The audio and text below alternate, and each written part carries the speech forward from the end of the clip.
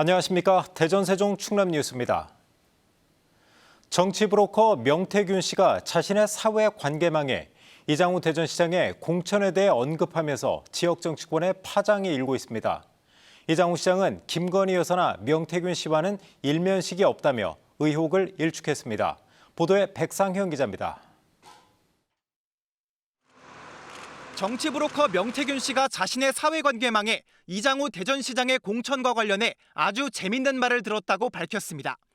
명 씨는 김건희 여사로부터 들었다며 다른 야권 인사들도 언급한 뒤 특검이 바빠지겠다고도 했습니다.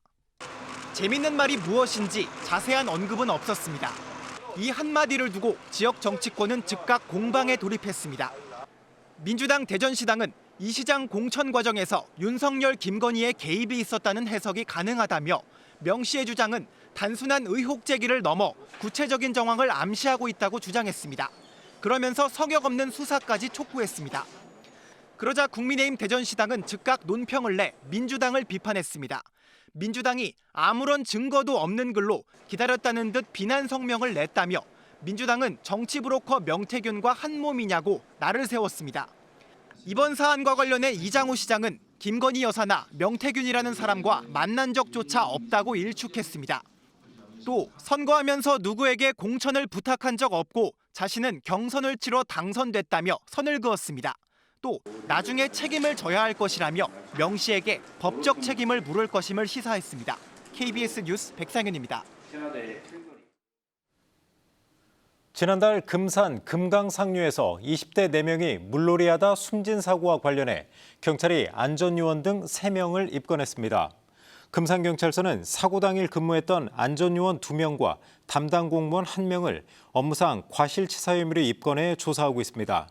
경찰은 안전요원들이 물놀이하던 이들에게 계도 조치를 하지 않았고 물놀이 주의를 안내하는 방송도 나오지 않았던 것으로 보고 있습니다. 유족들은 입수 지점에서 수영 금지 구역을 확인하기 어렵고 안전조치도 미비했다고 주장하고 있습니다. 오늘 새벽 홍성의 한 김 공장에서 큰 불이 나 공장 2개동을 태우고 8시간 만에 꺼졌습니다. 다행히 인명피해는 없었지만 공장 안에 김 완제품 등 탈 것이 많았고 스프링클러도 설치돼 있지 않아 불길을 잡는 데 애를 먹었습니다. 보도에 박병준 기자입니다. 거대한 검은 연기가 공장 위로 치솟습니다. 소방대원들이 연신 물을 뿌려보지만 샌드위치 패널로 된 공장 건물에선 시뻘건 불길이 쉴 새 없이 타오릅니다. 홍성의 한 대형 김 제조 공장에서 연기가 감지돼 소방에 자동 신고가 접수된 건 오늘 새벽 4시 15분쯤. 1층 제조실에서 시작된 불이 공장 내부에 층층이 쌓인 김 완제품 등과 가연성 패널을 태우며 순식간에 번졌습니다. 불이 폭포수 떨어지는 것처럼 막 떨어지는 거예요. 그러더니 저렇게 외벽이 저렇게 타서 연기가 더 심하고 불도 심하고.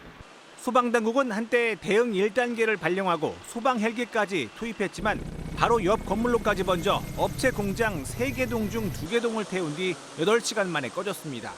직원들이 일하는 시간이 아니어서 인명피해가 발생하진 않았습니다. 이 공장 내부에는 식용유와 김 완제품 등 인화 물질이 잔뜩 있었지만 스프링클러는 없었다고 소방당국은 설명했습니다. 바닥 면적이 1000제곱미터가 넘고 4층 이상 건물에는 스프링클러를 의무적으로 설치해야 하지만 공장은 최대 층수가 3층이어서 기준을 비껴갔습니다. A동은 건물이 이제 3층이고 B동은 2층입니다. 면적은 되는데 층수가 해당이 안 돼서 설치 대상이 아닙니다. 불은 모두 꺼졌지만 건물 붕괴 우려에 진입이 통제됐으며 경찰과 소방당국은 오전 감식에 나설 계획입니다. 낮 12시쯤에는 인근 도로에 주차된 빈 가축 수송 화물차에서 불이 나 20분 만에 꺼졌는데 보조 배터리가 원인으로 추정되고 있습니다. KBS 뉴스 박병준입니다. 대전 서부경찰서는 초등학생을 쫓아가 아파트 공동현관에 침입한 혐의로 20대 남성 A씨를 구속해 조사하고 있습니다. A씨는 지난달 28일 대전시 내동에서 처음 보는 초등학교 여학생을 따라 아파트 공동현관에 들어간 혐의를 받고 있습니다. 경찰 조사 결과 A씨는 여학생과 함께 엘리베이터를 탄 뒤 다른 층에서 먼저 내렸으며 같은 아파트 단지에서 여성을 뒤쫓아가다 여러 차례 신고당했던 것으로 파악됐습니다. 대전에서 전 연인을 살해한 20대 남성에 대한 경찰 조사가 시작됐습니다. 남성은 돈 문제로 갈등이 있었고 또 자신을 무시해 범행했다고 진술한 가운데 숨진 여성은 생전에 이 남성에 대한 두려움을 여러 차례 호소했던 것으로 알려졌습니다. 김예은 기자입니다. 짙은 색 모자와 흰 마스크로 얼굴을 가린 채 경찰서로 압송된 20대 피의자는 취재진의 질문에 답하지 않고 조사실로 들어갔습니다. 흉기는 왜 휘두르셨습니까? 남성은 지난달 29일 대전의 한 주택가에서 전 여자친구를 흉기로 찔러 숨지게 한 혐의를 받습니다.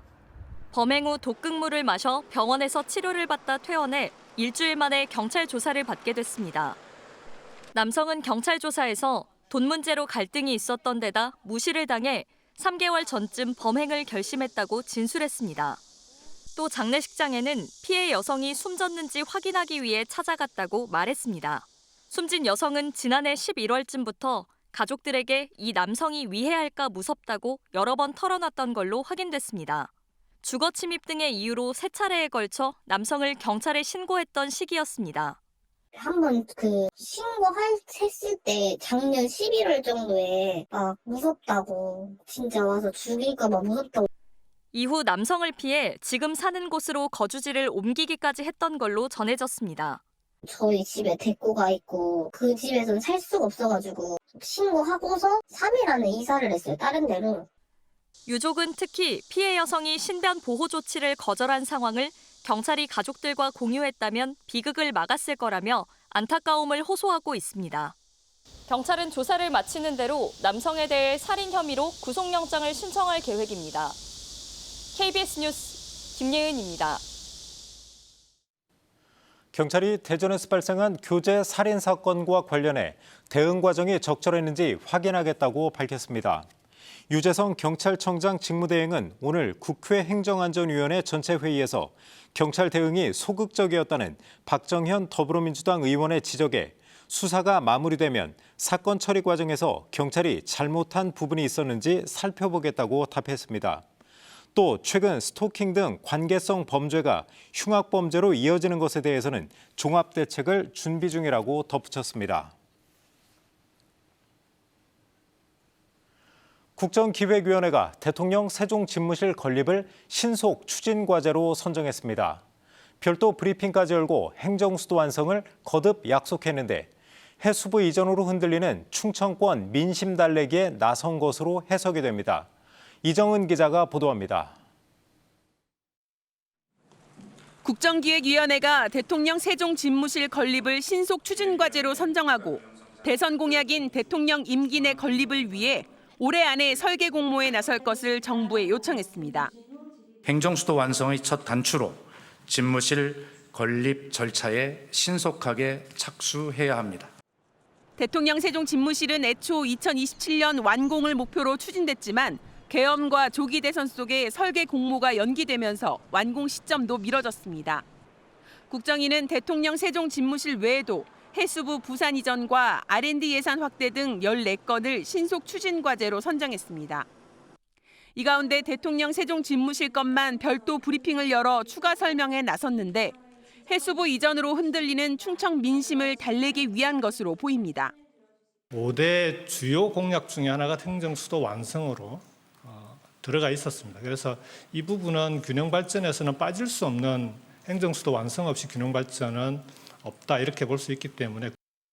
하지만 대통령 세종 집무실과 함께 임기 내 건립을 공약한 국회 세종의사당은 국회 사무라는 이유로 신속 추진 과제에 넣지 않았습니다.